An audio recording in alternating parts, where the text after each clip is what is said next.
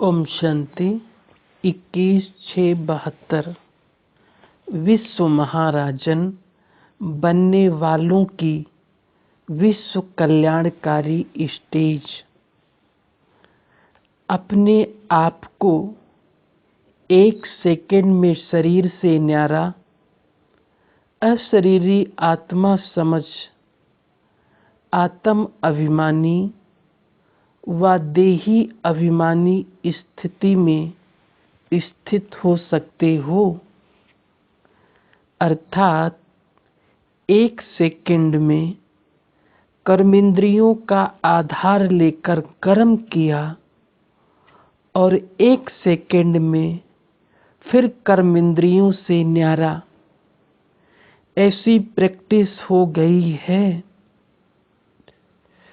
कोई भी कर्म करते कर्म के बंधन में तो नहीं फंस जाते हो। कर्म करते हुए कर्म के बंधन से न्यारा बन सकते हो व अब तक भी कर्मेंद्रियों द्वारा कर्म के वशीभूत हो जाते हो। हर कर्मेंद्रियों को जैसे चलाना चाहो वैसे चला सकते हो व आप चाहते एक हो, कर्मेंद्रियां दूसरा कर लेती है। रचयिता बनकर रचना को चलाते हो। जैसे और कोई भी जड़ वस्तु को चैतन्य आत्मा व चैतन्य मनुष्य आत्मा जैसे चाहे वैसे रूप दे सकती है और जैसे चाहे वैसे कर्तव्य में लगा सकती है, जहाँ चाहे वहाँ रख सकती है। जड़ वस्तु चैतन्य के वश में है। चैतन्य आत्मा जैसे चलाना चाहे वैसे नहीं चला सकती। जैसे जड़ वस्तु को किस भी रूप में परिवर्तन कर सकते हो, वैसे कर्मेंद्रियों को विकारी से निर्विकारी व विकारों के वश आग में जले हुए कर्मेंद्रियों को शीतलता में नहीं ला सकते हो। क्या चैतन्य आत्मा में ये परिवर्तन की शक्ति नहीं आई है? कोई भी कर्मेंद्रियों की चंचलता को सहनशील सरल चित्त नहीं बना सकते हो। इतनी शक्ति अपने में अनुभव करते हो। शक्तिशाली आत्माएं हो ना। जो भाग्यशाली आत्माएं हैं वो शक्तिशाली भी बनी हैं। वह सिर्फ ब्रह्मा कुमार कुमारी बनने के भाग्य के कारण भाग्यशाली बनी हो। सिर्फ भाग्यशाली बनने से भी माया जीत नहीं बन सकेंगे। भाग्यशाली के साथ साथ शक्तिशाली भी बनना है। दोनों अनुभव होता है। जैसे भाग्यशालीपन का नशा तो अविनाशी है ना, इसको कोई नाश नहीं कर सकता। वैसे शक्तिशाली का वरदान वरदाता से ले लिया है, वह अभी लेना है। क्या समझते हो? ब्रह्मा कुमार कुमारी तो हो ही, वो तो अविनाशी छाप लगी हुई है। अब शक्तिशाली का वरदान ले लिया है कि लेना है। जब शक्तिशाली बन गए तो माया की शक्ति वार कर सकती है। ये है रचयिता की शक्ति, वो है रचना की शक्ति। तो कमजोर सूरवीर के ऊपर वार करने की हिम्मत रख सकता है क्या? रखे भी तो उसका परिणाम क्या होगा? विजयी कौन बनेगा? सूरवीर। तो रचयिता की शक्ति महान है। फिर माया का वार कैसे हो सकता? वह माया हार कैसे हो सकती? माया से हार कैसे हो सकती? जब अपने को शक्तिशाली नहीं समझते हो, वह सदा काल शक्तिशाली स्थिति में स्मृति में स्थित नहीं होते, तब हार होती है। जहाँ स्मृति है वहाँ विस्मृति का आना असंभव है। जैसे दिन के समय रात का होना असंभव है, ऐसे अपने को बनाया है वह अब तक संभव है। कब भी माया का कोई वार नहीं होगा। ऐसा अविनाशी निश्चय बुद्धि हो गए हो। संकल्प में भी कब ये न आए कि माया कब हार खिला भी सकती है। ऐसे बन गए हो, वह अभी माया आएगी तो युद्ध करके विजय प्राप्त करेंगे। अब इसको भी समाप्त करना है। जबकि दुनिया वालों को संदेश देते हो कि अब बहुत थोड़ा समय रह गया है, तो क्या ये थोड़ा सा समय युद्ध करने की वह स्टेज व युद्ध करने वाली चंद्रवंशी स्टेज समाप्त कर सूर्यवंशी स्टेज नहीं बना सकते हो? सूर्यवंशी अर्थात ज्ञान सूर्य की स्टेज। सूर्य का कर्तव्य क्या होता है? सूर्य तो सभी को भस्म कर देता है। सूर्यवंशी स्टेज अर्थात सर्व विकारों को भस्म कर सदा विजयी बनने की स्टेज। तो अब अपनी कौन सी स्टेज समझते हो? सूर्यवंशी हो व चंद्रवंशी हो। अगर युद्ध करने में समय देना पड़ता है तो चंद्रवंशी स्टेज कहेंगे।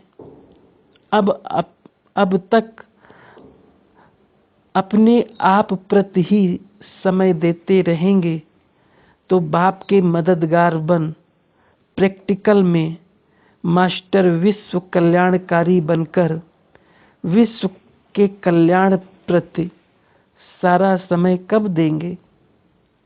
लास्ट स्टेज कौन सी है? विश्व कल्याणकारी की है ना। अब ये प्रयत्न करो, दिन रात संकल्प सेकंड विश्व के परिवर्तन में व सेवा में जाए।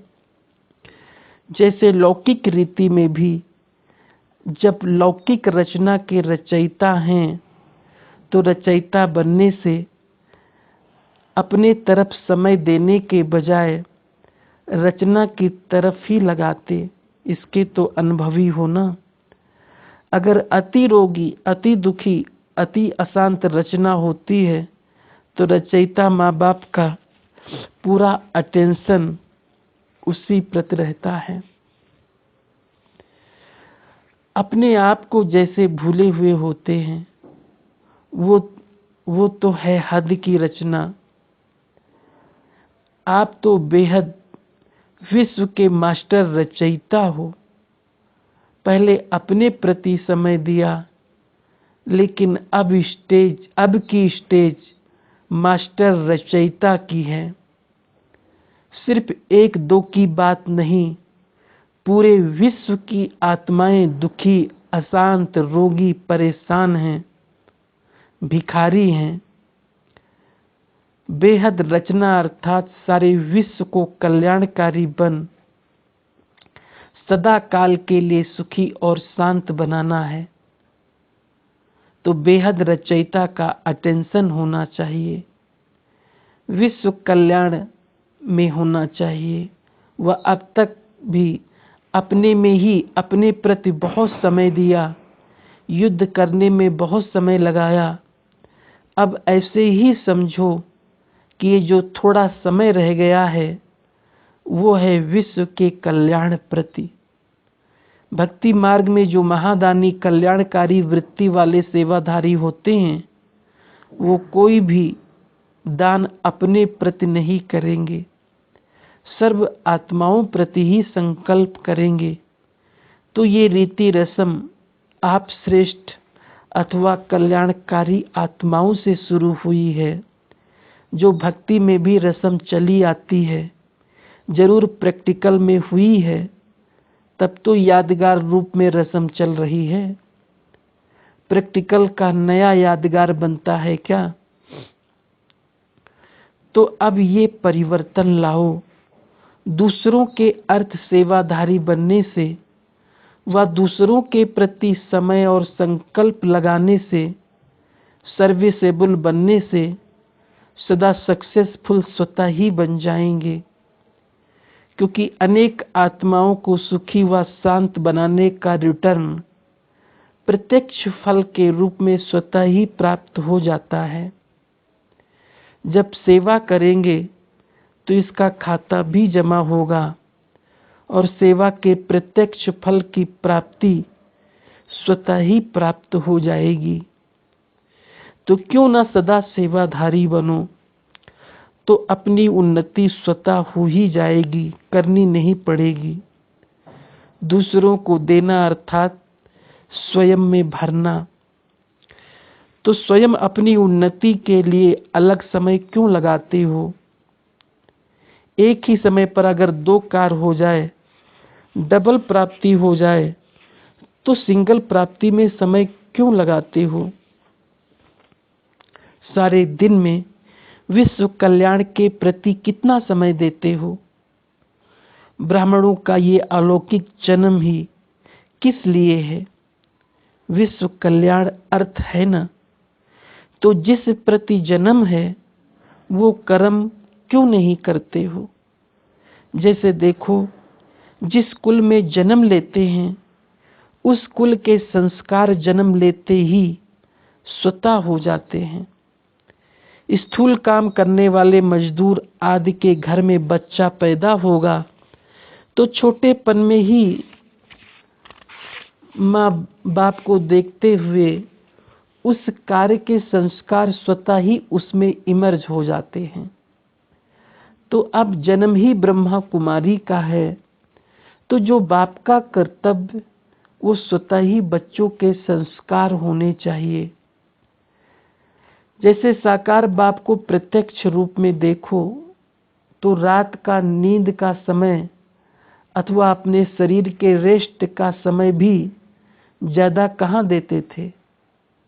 विश्व कल्याण के कर्तव्य में, सर्व आत्माओं के कल्याण प्रति, न कि अपने प्रति। वाणी द्वारा भी सदा विश्व कल्याण के संकल्प ही करते थे। इसको कहा जाता है विश्व कल्याणकारी। तो ये मन के विघ्नों से युद्ध करने में ही समय न देना, मन के विघ्नों में युद्ध करने में ही समय देना, ये तो अपने प्रति व्यर्थ समय देना हुआ ना। इनको आवश्यक नहीं व्यर्थ कहेंगे। बाप ने आवश्यक समय भी कल्याण प्रति दिया और बच्चे व्यर्थ समय अपने प्रति लगाते रहें तो फॉलो फादर हुआ? बाप समान बनना है ना। तो सदा ये चेक करो कि ज्यादा से ज्यादा तो क्या, लेकिन सदा ही समय और संकल्प विश्व कल्याण प्रति लगाते हैं। ऐसे सदा विश्व कल्याण के निमित्त समय और संकल्प लगाने वाले क्या बनेंगे? विश्व महाराजन। अगर अपने प्रति ही समय लगाते रहते हैं तो विश्व महाराजन कैसे बनेंगे? तो विश्व महाराजन बनने के लिए विश्व कल्याणकारी बनो। जब इतने बिजी हो जाएंगे तो क्या व्यर्थ समय और संकल्प आएगा? व्यर्थ स्वतः ही समाप्त हो जाएगा और सदा समर्थ संकल्प चलेंगे। सदा विश्व सेवा में समय लगेगा। इस स्टेज के आगे छोटी छोटी बातों में समय देना व बुद्धि की शक्ति व्यर्थ गंवाना क्या बचपन का खेल नहीं लगता? लौकिक रीति में भी रचयिता हद के ब्रह्मा बनते हैं, विष्णु भी बनते हैं, लेकिन शंकर नहीं बनते हैं। ऐसे ही हद की स्थिति में रहने वाले भी व्यर्थ संकल्पों के रचता बनते हैं, पालनहार भी बनते हैं, लेकिन विनाशकारी नहीं बन सकते। क्योंकि हद की स्थिति में स्थित हो, अगर बेहद की स्थिति में स्थित रहो तो अपने अंदर की बात तो छोड़ो, लेकिन सारे विश्व से व्यर्थ, विकल्प व विकर्म व विकार विनाश कराने वाले विनाशकारी बन सकते हैं। लास्ट स्टेज है विनाशकारी। विनाशकारी तब बनेंगे जब कल्याणकारी बनेंगे। ऐसी स्थिति है ना, हद को अब छोड़ चुके हो ना। अच्छा, ऐसे सदा विश्व कल्याणकारी, स्मृति और सेवा में स्थित रहने वाली महान आत्माओं को नमस्ते। ओम शांति।